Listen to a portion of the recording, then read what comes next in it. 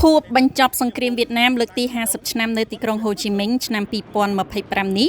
វៀតណាមបង្ហាញសាច់ដុំដល់ពិភពលោកនៅក្បួនព្យុហយាត្រាយោធានិងស៊ីវិលមិនធម្មតាមីជាតិស្នាដៃខ្មែររសជាតិខ្មែរ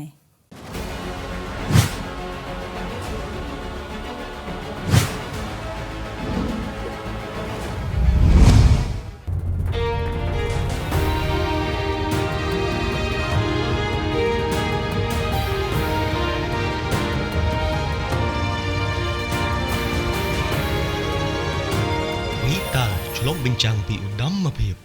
ប្រទេសវៀតណាមបានប្រារព្ធខួបលើកទី50ឆ្នាំនៃការបញ្ចប់សង្គ្រាមវៀតណាម1954ដល់1975ជាមួយនឹងក្បួនព្យុហយាត្រាដោយមានដង្ហែក្បួនយោធាស៊ីវិលទ្រង់ទ្រាយធំនៅទីក្រុងហូជីមិញដែលពីមុនមកធ្លាប់ត្រូវបានគេស្គាល់ថាជាសៃហ្គនដែលវាគឺជាពេលវេលាជាប្រវត្តិសាស្ត្រសម្រាប់ប្រជាជាតិវៀតណាមដែលធ្លាប់បានកែប្រែនិងស្ដារប្រទេសខ្លួនឯងឡើងវិញទុកជាប្រវត្តិសាស្ត្ររបស់ពួកគេផងដែរវត្តមានរបស់អគ្គលេខាធិការបកកុម្មុយនីសវៀតណាមនិងជាប្រធានាធិបតីវៀតណាមលោកតូលឹមបានថ្លែងសន្ទរកថាទៅកាន់មនុស្សរាប់ពាន់នាក់នៅតំបន់កំពង់ផែបាច់ដាងដែលបានអនុញ្ញាតឲ្យមហាជនទូទៅអាចចូលរួមទស្សនាដោយសេរីនិងមានគ្រវីទង់ជាតិច្រៀងចម្រៀងស្នេហាជាតិវៀតណាមនិងការសម្ដែងពិសេសជាច្រើនទៀតដែរនៅក្នុងនោះដែរក៏មានវត្តមានអតីតប្រធានាធិបតីវៀតណាមឃ្វៀនមីងទៀនក៏បានស្ថិតនៅក្នុងចំណោមអិសរាជជនកម្ពុជាជាច្រើនអ្នករបស់វៀតណាមដែលបានចូលរួមក្នុងពិធីដ៏ធំនិងអស្ចារ្យនៅពេលនោះ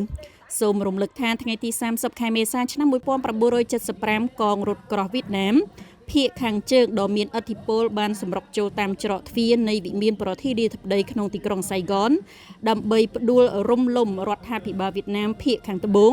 ដែលគ្រប់គ្រងដោយសហរដ្ឋអាមេរិកនិងបានបង្រួមប្រទេសឡើងវិញក្រោមការគ្រប់គ្រងបកកុម្មុយនីសវៀតណាមព្រឹត្តិការណ៍នេះគឺត្រូវបានគេសន្និដ្ឋានថាជាចំនួនផ្ទៃក្នុងរាប់ទសវត្សរ៍ដោយដំបូងឡើយកើតចេញពីការប្រឆាំងនឹងរបបគ្រប់គ្រងនៃអាណានិគមបារាំងហើយក្រោយមកទៀតគឺជាព្រឹត្តិការណ៍ប្រឆាំងនឹងកងកម្លាំងយោធាសហរដ្ឋអាមេរិកតែម្ដងដើម្បីដណ្ដើមយកឯករាជ្យភាពមកវិញចំនួនអូសបន្លាយជាង21ឆ្នាំនោះបានធ្វើឲ្យរដ្ឋាភិបាលកុម្មុយនីសវៀតណាមភាគខាងជើងនិងសម្ព័ន្ធមិត្តរបស់ខ្លួននៅវៀតណាមភាគខាងត្បូងដែលគេស្គាល់ថាជាវៀតកុងប្រឆាំងនឹងរដ្ឋាភិបាលវៀតណាមភាគខាងត្បូងរួមគ្នាជាមួយនឹងសម្ព័ន្ធមិត្តដ៏សំខាន់របស់ខ្លួនគឺសហរដ្ឋអាមេរិកដែលពួកគេហៅថាសង្គ្រាមអាមេរិកនៅលើទឹកដីប្រទេសវៀតណាមឬហៅថាសង្គ្រាមប្រឆាំងនឹងជនជាតិអាមេរិកដើម្បីសង្គ្រោះជាតិវៀតណាមដោយសង្គ្រាមនេះក៏ជាផ្នែកមួយនៃចំនួននៅក្នុងតំបន់ធំជាងគេបំផុតដែរលើពិភពលោកដែលគេបានហៅវាថាជាសង្គ្រាមត្រជាក់រវាងសហរដ្ឋអាមេរិកនិងសហភាពសូវៀតនិងសម្ព័ន្ធមិត្តរបស់ពួកគេរៀងៗខ្លួនលើពីនេះដែរការប្រារព្ធខួបឆ្នាំនេះក៏ជាខួបលើកទី30នៃទំនាក់ទំនងការទូតរវាងវៀតណាមនិងសហរដ្ឋអាមេរិកឡើងវិញដូចគ្នាដែរដោយជារឿយៗវៀតណាមបានព្យាយាមធ្វើឲ្យប្រសើរឡើងនៅទំនាក់ទំនងការទូតរបស់ខ្លួនជាមួយនឹងសហរដ្ឋអាមេរិកប្រែក្លាយពីគូភាគីប្រឆាំងគ្នាទៅជាដៃគូយុទ្ធសាស្ត្រគ្រប់ជ្រុងជ្រោយនិងជាប្រទេសមានឋានៈការទូតខ្ពស់បំផុតដែលខ្លួនបានផ្ដល់ឲ្យរហូតដល់កម្រិតនៃទំនាក់ទំនងដូចគ្នារវាងខ្លួននិងចិននិងរវាងខ្លួនជាមួយនឹងរុស្ស៊ីដែរសូមបញ្ជាក់ថាវៀតណាមគឺជាប្រទេសដែលមានសេដ្ឋកិច្ចដ៏រឹងមាំមួយនៅតំបន់អាស៊ីអាគ្នេយ៍និងជាប្រទេសមានសេដ្ឋកិច្ចទីផ្សារដែលផ្ដោតលើសង្គមនិយមចម្រុះដែលកំពុងអភិវឌ្ឍឥតឈប់ឈរនិងជាប្រទេសសេដ្ឋកិច្ចធំលំដាប់ទី26នៅលើពិភពលោកហើយវៀតណាមគឺជាសមាជិកនៃប្រទេសកិច្ចសហប្រតិបត្តិការសេដ្ឋកិច្ច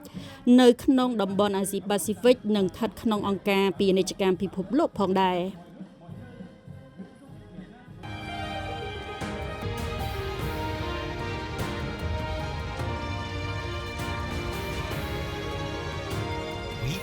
ឆ្លុះបញ្ចាំងពីឧត្តមភាពមួយខ្ញុំឥឡូវសួរហៅតែមីជាតិឆាសុតមន់ទេយាយម៉ានមីជាតិឆាសុតមន់ឆាក៏ឆ្ងាញ់ឆុងក៏ឆ្ងាញ់